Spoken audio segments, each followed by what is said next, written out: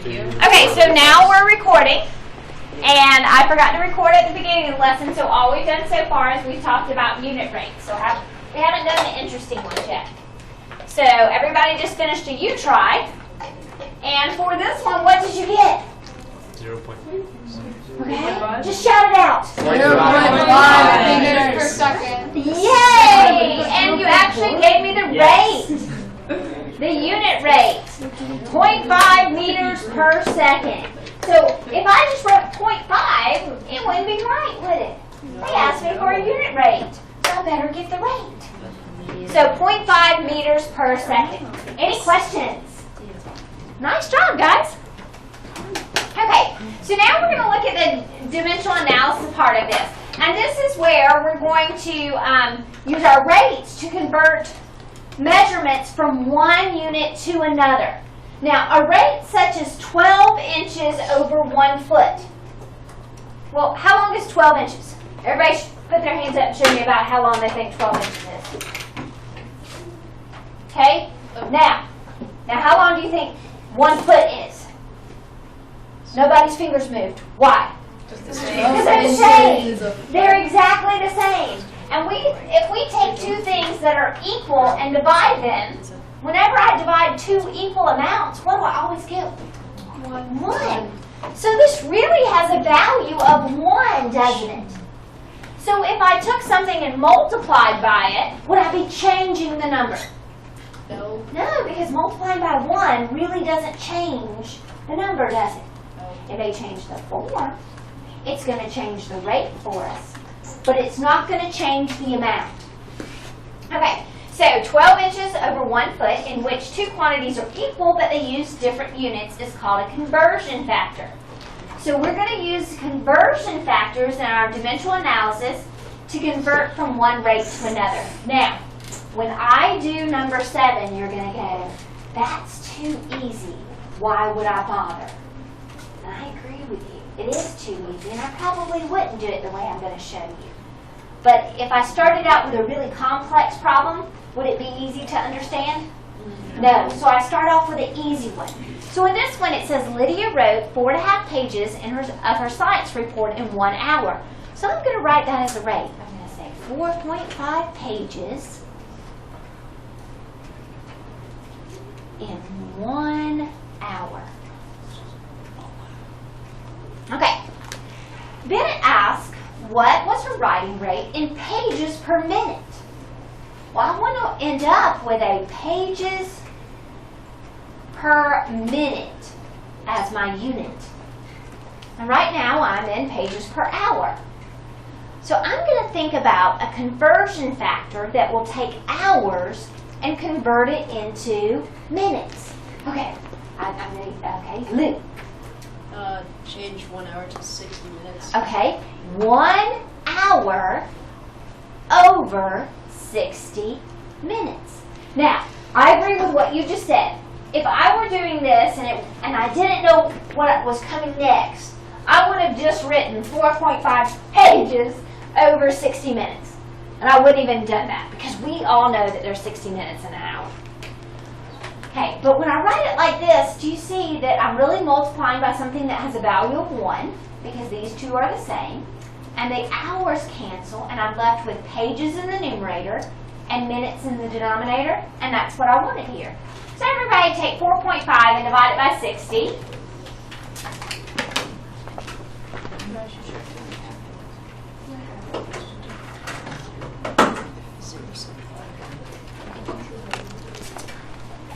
And we get 0.075. Good. Pages per minute.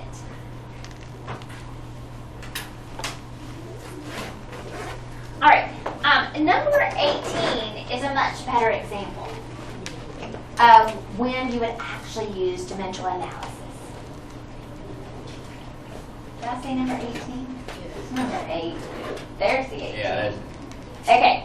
So this is number 8 out of your textbook, and it says a model airplane flies 18 feet in 2 seconds. I'm going to start with the rate they give me, 18 feet in 2 seconds. What is the airplane speed in miles per hour. So I'm starting off with feet.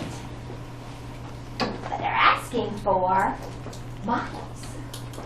Does anybody know the conversion factor for feet and miles? What do you think it is?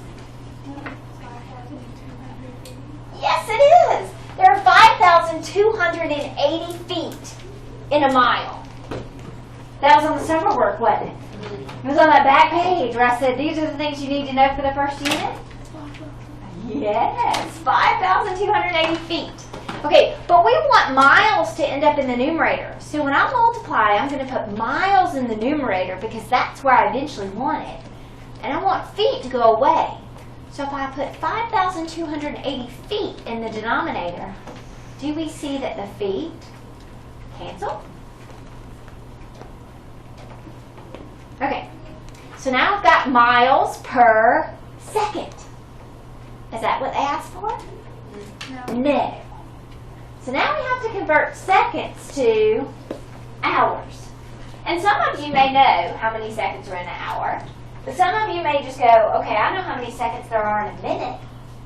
How many seconds are in a minute? 60. There are 60 seconds in a minute. And I knew I needed seconds to go away, so I wanted it to cancel. And since it's in the denominator here, I knew seconds needed to go in the numerator. Now I'm closer.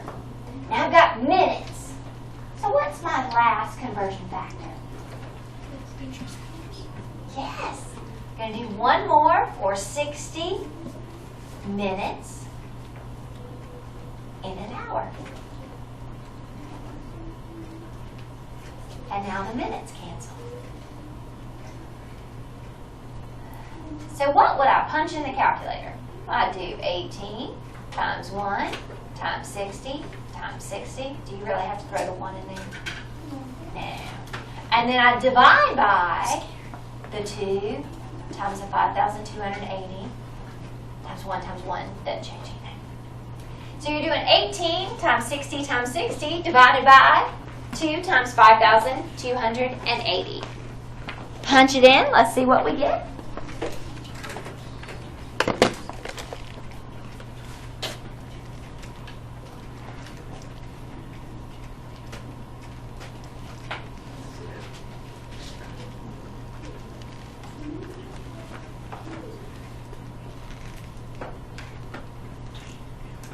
My directions call for to the nearest hundred, so I'm going to do some approximately here.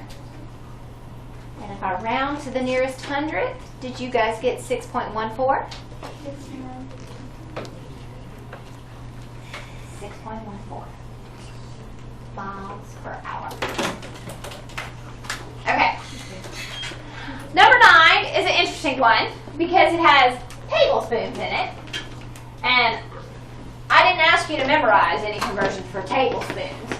So if I gave you a problem like that, or it's not one that I've asked you to know, I would like you to know that there are 5,280 miles, 5,280 feet in a mile.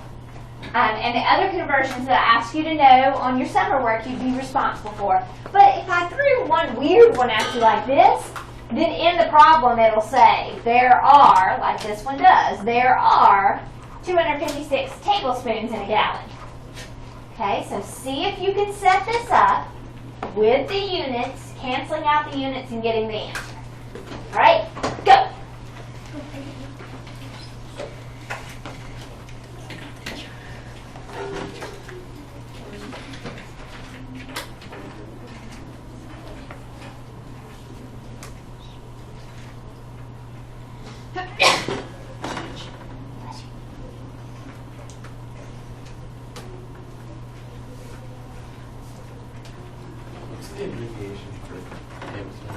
Big T, capital T.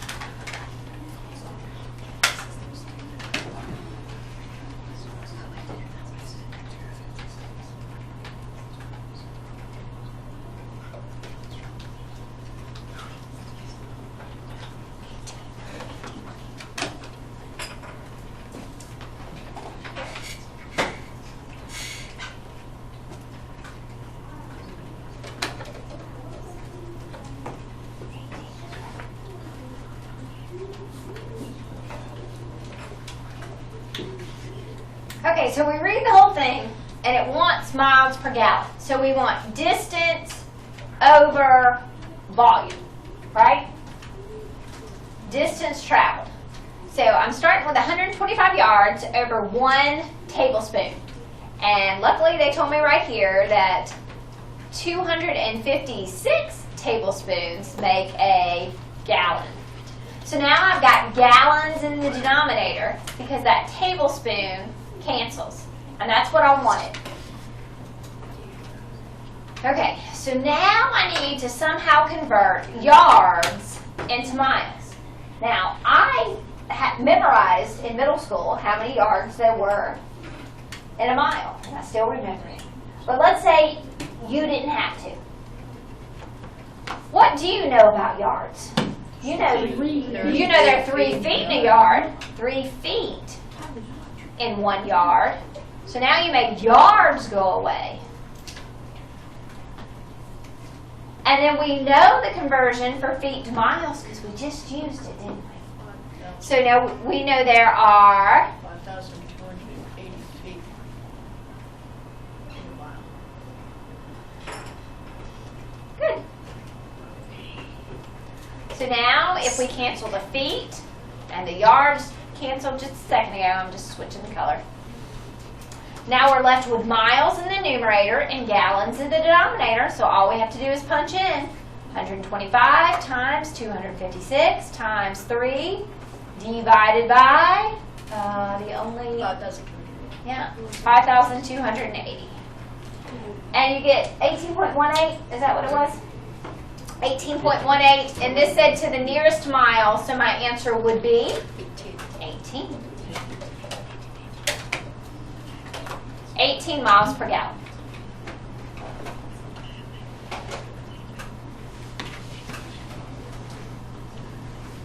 Okay, now there are some problems that are so easy to do just using a proportion. So if you can set up a proportion, then use a proportion. So this problem right here, on a certain day, the exchange rate was 60 US dollars for 50 euros. How many US dollars were 70 euro worth that day? Well, that's pretty simple. 60 US dollars is to 50 euro. So how many US dollars is 70 euro? And they had to say in the same day because the exchange rate changes. So, what do we do to solve a proportion?